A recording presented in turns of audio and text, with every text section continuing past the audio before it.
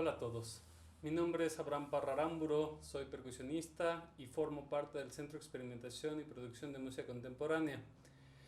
A lo largo de mi vida profesional me he enfrentado a distintos tipos de repertorio. Personalmente he desarrollado un interés particular en lo que dentro del ámbito de las percusiones conocemos como percusión teatral o su término en inglés percussion theater.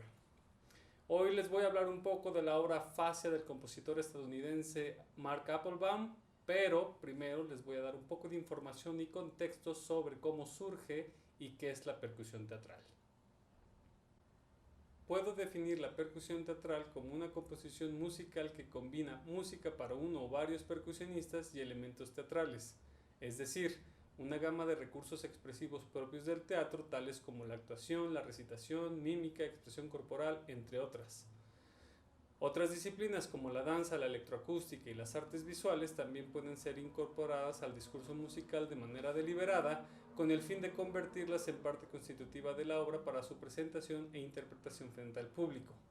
Es pertinente comentar que no solo se han escrito obras para percusiones, sino también para otras familias instrumentales. Con el fin de ofrecerles un panorama más amplio de este repertorio, mencionaré brevemente algunos antecedentes históricos para contextualizar la obra de la que hablaré más adelante con más detalle. John Cage compuso en 1940 la obra Living Room Music para cuarteto de percusión, en donde combina música y la recitación de un texto como recurso teatral.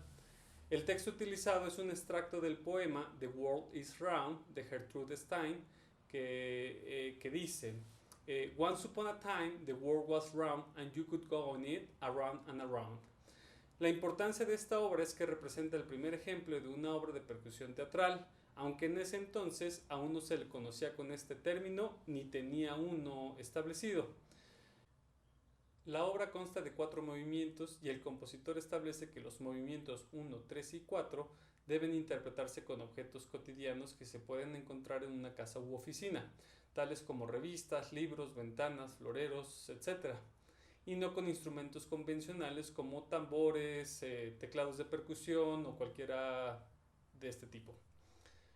Aunque Cage no especifica nada más, a lo largo de la tradición interpretativa de la obra, el escenario es escenificado como una sala de estar u oficina en algunos casos, o cualquier otro lugar que corresponda al concepto escénico que los intérpretes establezcan. Durante el segundo movimiento, titulado Story, los percusionistas renuncian temporalmente a los instrumentos, que en este caso son objetos, y se convierten en un ensamble vocal.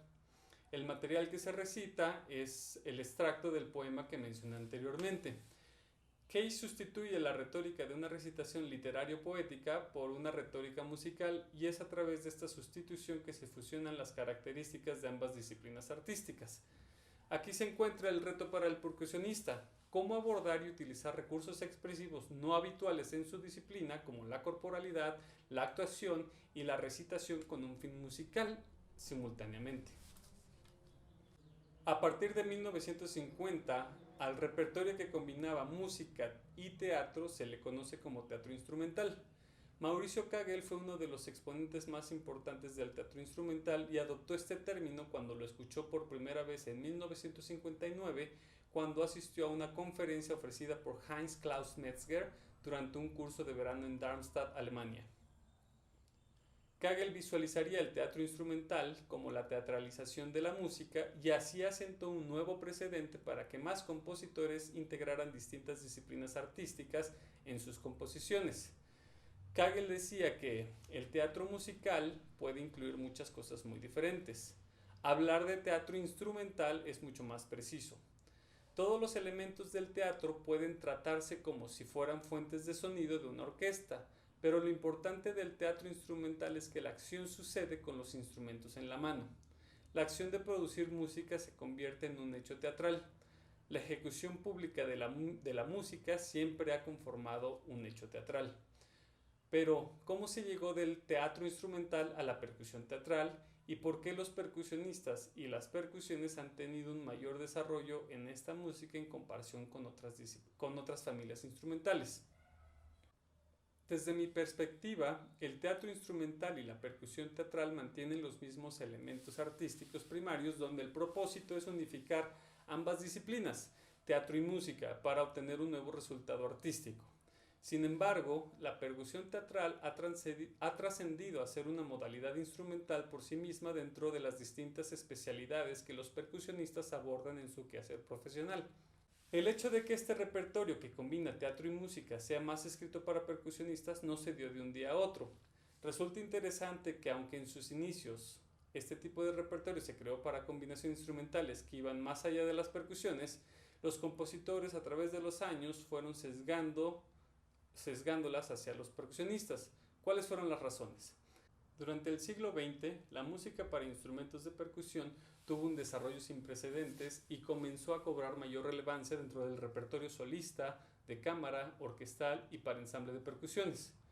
Este desarrollo, junto con la evolución y adición de nuevos instrumentos provenientes de distintas culturas del mundo, fueron factores que llevaron al percusionista a tener una relación más estrecha con su familia instrumental. En este sentido, el percusionista tuvo que aprender a tocar muchos instrumentos y al mismo tiempo estar preparado para aprender otros, ya sean convencionales o creados a partir de objetos cotidianos o basura. Esta adaptabilidad para tocar distintos instrumentos surge de las necesidades a las que los percusionistas se enfrentaban al abordar una obra para percusión. Por ejemplo, una de las primeras grandes obras para solo de percusión, creada en 1959 por Karl-Heinz Stockhausen, fue Cyclus. En esta obra, el percusionista se enfrenta al reto de tocar marimba, vibráfono, cuatrotoms, tarola, güiro, dos slop drums, platillos suspendidos, diferentes tipos de campanas, dos triángulos, gong y tam-tam. Cuando consideramos esta lista de instrumentos, lo primero que viene a la mente del percusionista es cómo distribuir y acomodar los distintos instrumentos para interpretar la obra de forma orgánica. En muchas ocasiones, el compositor provee de un dibujo indicando la ubicación de los instrumentos. Queda a consideración del intérprete seguir dicha propuesta. En otros casos, es responsabilidad del percusionista definir la distribución. Para ello fue necesario desarrollar habilidades espaciales y de organización con el fin de configurar las distintas necesidades instrumentales requeridas para determinadas obras. Estas variantes instrumentales suceden más a menudo en obras para multipercusión. Estas nuevas configuraciones instrumentales a las que nos enfrentamos con la multipercusión evidencian la capacidad de adaptación que los percusionistas desarrollan a lo largo de su carrera para resolver distintas problemáticas cuando abordan una obra. Esto determinó que el percusionista fuera visto como una especie de comodín para realizar cualquier actividad o recurso expresivo extramusical fuera de la tradición musical. Por lo tanto, los compositores comenzaron a utilizar al percusionista como un medio para llevar a cabo acciones teatrales. Otro factor a considerar para sustentar por qué el percusionista y las percusiones fueron considerados para realizar acciones teatrales es cuando el set de multipercusión es muy grande, exacerba la teatralidad que conlleva tocar percusiones debido a las dimensiones del instrumento, es decir, la naturaleza teatral del percusionista durante la interpretación de una obra. Los percusionistas se desplazan a través de un determinado espacio escénico definido por las dimensiones de la configuración instrumental, en donde utilizan la totalidad de su cuerpo para interpretarla. Como consecuencia, la familia de las percusiones se ha posicionado en un lugar preponderante dentro de la experimentación y adición de medios extramusicales y expresiones teatrales por parte de los compositores en su proceso creativo. Una de las razones más importantes del por qué los percusionistas se han desarrollado más en este tipo de música es porque su disciplina los obliga a trabajar en habilidades teatrales y proyección escénica, además de las musicales. Esto provoca que el intérprete sea consciente de todos los aspectos teatrales y musicales para exacerbarlos y así lograr una expresividad mayor. Después de esta pequeña reseña histórica, entraré en materia con la obra Afasia de Mark Applebaum. Applebaum es un compositor estadounidense y profesor titular de composición musical y teoría en la Universidad de Stanford. Realizó su doctorado en composición en la Universidad de California en San Diego bajo la enseñanza de Brian Ferneyhough, Roger Reynolds, entre otros. Muchas de sus piezas se caracterizan por los desafíos a los límites convencionales de la música, Por ejemplo, tiene una obra para 3 directores y ningún intérprete. También un concierto para floristería y orquesta, piezas para instrumentos hechos de basura, obras para un lenguaje de señas inventados y una partitura gráfica de casi 22 metros de largo exhibida en un museo y sin instrucciones para su interpretación. Desde 1990, Applebaum ha construido instrumentos electroacústicos a partir de basura, hardware y otros encontrados para usarlos como herramientas de composición e improvisación. Esta investigación se describe extensamente en su artículo titulado New Music and Aesthetics in the 21st Century. Su último instrumento, el Mousquetier, lo describe como un Frankenstein musical que consiste en varillas roscadas, clavos, peines, topes de puertas, resortes, ruedas, trinquetes, una bombilla de flotación del tanque del inodoro y otros objetos poco comunes que son pellizcados, raspados, arqueados y modificados en tiempo real. Afasia para cantante y cinta fue compuesta en 2010 y dedicada a Nicholas Isherwood, uno de los barítonos más reconocidos a nivel internacional. La obra es prácticamente una obra coreográfica. Como tal, el rol del cantante puede ser tomado por cualquier instrumentista. Interpretada en un contexto de recital solista, la obra se destaca intencionalmente por la ausencia de canto en vivo. Hablando concretamente sobre los elementos de la obra, existen varias cosas que comentar. Para empezar, la parte electrónica consiste exclusivamente en muestras vocales que fueron grabadas y cantadas por Nicholas Isherwood. El intérprete debe de estar sentado en el centro del escenario con las manos sobre las piernas, de esta forma, con una luz cenital preferentemente. A partir de esta posición, el intérprete realizará distintos gestos con las manos de forma coreográfica y en sincronía con la electrónica. Esta sincronía debe de ser precisa con el fin de crear la ilusión de que los gestos generan los sonidos o viceversa. Muchos de los gestos requieren de articulaciones muy marcadas, mientras que otros pueden ser muy relajados y en algunos casos los gestos deben ser sostenidos durante determinado tiempo hasta que el próximo gesto se articula. En otros casos regresan a la posición original, que es con las manos sobre las piernas. Los gestos representan un lenguaje de señas creado por Applebaum en donde la cara y la mirada deben permanecer sin expresión. Esto para concentrar la atención en las manos.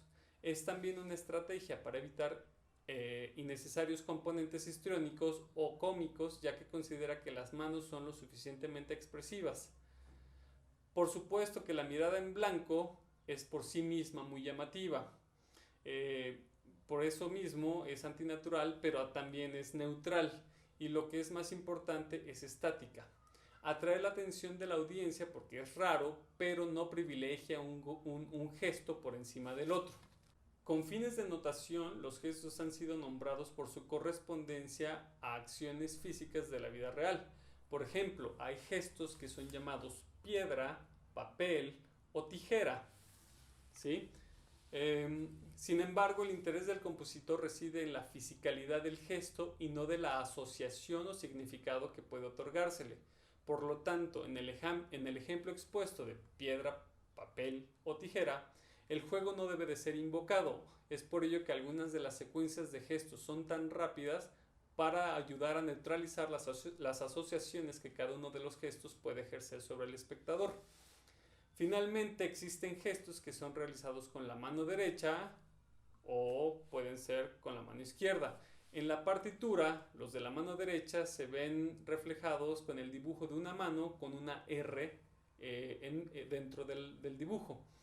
Asimismo, sucede con la mano izquierda, el dibujo de una mano con la letra L dentro del dibujo. Para los gestos que se realizan con ambas manos, es un dibujo con dos manos. Además de los sistemas que corresponden a cada mano o las líneas sobre la partitura que van a indicar los gestos que realiza cada mano o ambas manos, incluye otras dos líneas para indicar una especie de guía rítmica sobre lo que sucede en los sonidos electrónicos que escuchamos y otra con una gráfica que nos revela una síntesis sonora de lo que suena en la pista.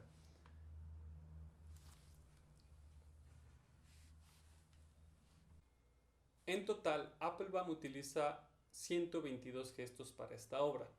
Asimismo, sugiere que deben ser memorizados con el fin de interpretar la obra sin la partitura. En estos ejemplos podemos observar cómo el compositor asigna un dibujo a cada gesto relacionado con la referencia que puede tener al movimiento físico real.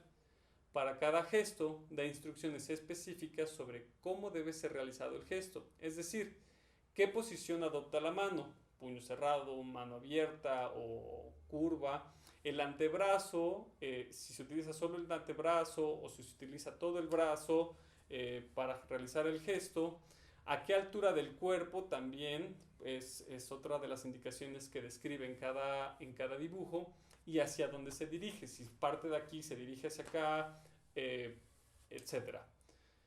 Por lo tanto, quien se involucra con esta pieza debe comprender exactamente cada gesto y su posición. No es que debamos tener una regla para medir la distancia que se indica, pero en la medida que respetemos estas directrices, el gesto será más congruente con lo que el compositor espera. Sobre la partitura, Applebaum nos dice que es completamente pragmática. Utiliza algunos símbolos nuevos porque en la práctica común no están disponibles. Y cuando se innova, él dice que las nuevas decisiones de notación se basan en las tradicionales. Por ejemplo, las manos se plasman al estilo tradicional del piano. La mano derecha está en la línea superior de la partitura, la mano izquierda está en la parte inferior y los gestos a dos manos se agregaron en el medio. Y el eje X, no el vertical, que es el Y, el eje X continúa significando la temporalidad de la partitura. También comenta que los gestos los considera un vocabulario coreográfico y los ha reutilizado en varias piezas, por ejemplo el segundo movimiento de Stag Jacket, Gone Dog Gone y Rabbit Hole. Los gestos están indexados por Applebaum con base en una serie de características físicas: altura, baja, media, alta, super alta, y ritmo, que puede ser una pose estática con movimiento vibrante o un trinado o articulación repetida que pueda adaptarse a un ritmo específico mientras suena en la electrónica. Esa es solo una forma en la que él organiza este absurdo lenguaje de señas que ahora tiene alrededor de 300 gestos. La propuesta de dividir en compases y distintos tempi la electrónica se hizo con el fin de ofrecer al intérprete una especie de brújula a través de la cual puede navegar la coordinación entre la cinta y los gestos. Este es el panorama general de la obra con las consideraciones más importantes al momento de aprenderla. Asimismo, ofrece un contexto sobre lo que es la obra y lo que busca. Para complementar todo lo anterior y dejarles un video sobre la obra, les comparto lo que Mark me comentó sobre los gestos. Él dice que los gestos son nombrados por asociación del mundo real, pero con el único fin de comprender cómo deberían de ser. Entonces, por ejemplo, un gesto de Superman no se supone que sea una invocación de heroísmo o ciencia ficción ni nada por el estilo. Es simplemente una forma conveniente de hacer que el artista o el intérprete entienda que debe posar con los brazos extendidos. No está interesado en que la audiencia piense en Superman. Del mismo modo, el gesto de orar no es un comentario sobre religión, es solo una forma rápida para que el intérprete sepa que debe juntar las manos frente al torso.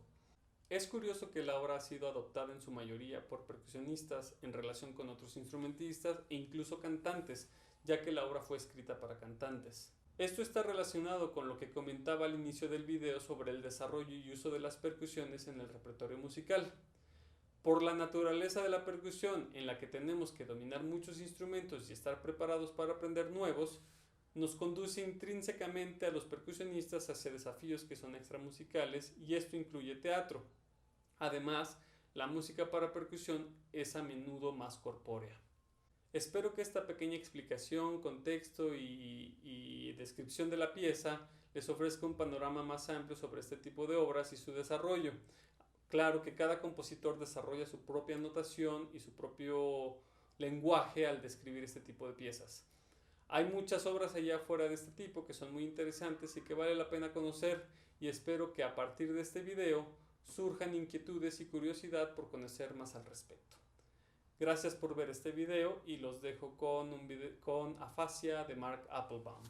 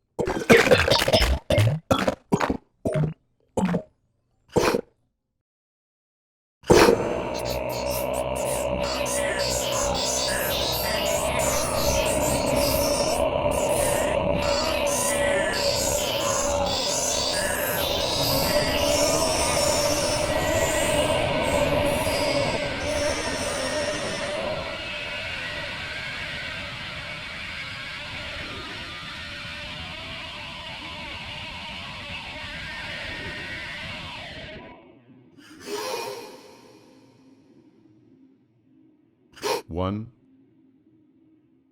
one, one, one, one, one, one, one, two, one, one, one, one, one, one, three, one, one, one, two, one, three, one, four, one, one, cinco, 5, 10, one, otto, 4, 8, 1, 11, 7, 19, 1, 5, 15, 6, 4, 1, 2, 8, 1, 13, 1, 9, 20, 84, 8, 11, 15, 1, 36, 6, 8, 1, 3, 30, 14, 5, 4, 7, 6, 1, 100, 7, 11, 12, 17, 8, 13, 1, 9, 14, 21, 19, 46, 15, 20, 4, 16, 39, 25, 17, 31, 43, 19, 20, 25, 21, 14, 27, 100, 9, 57, 45,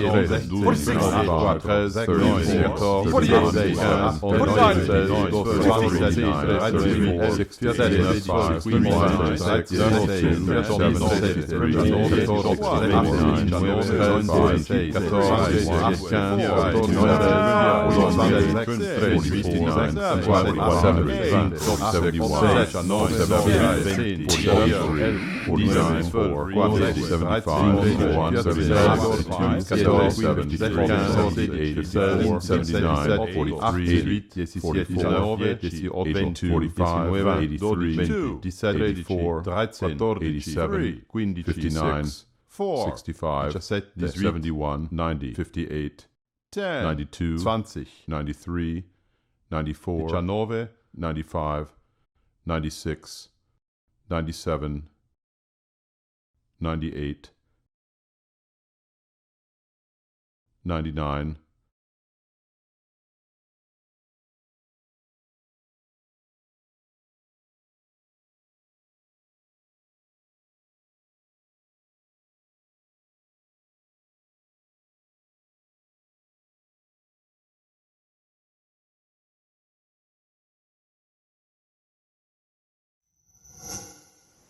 Gobierno de México.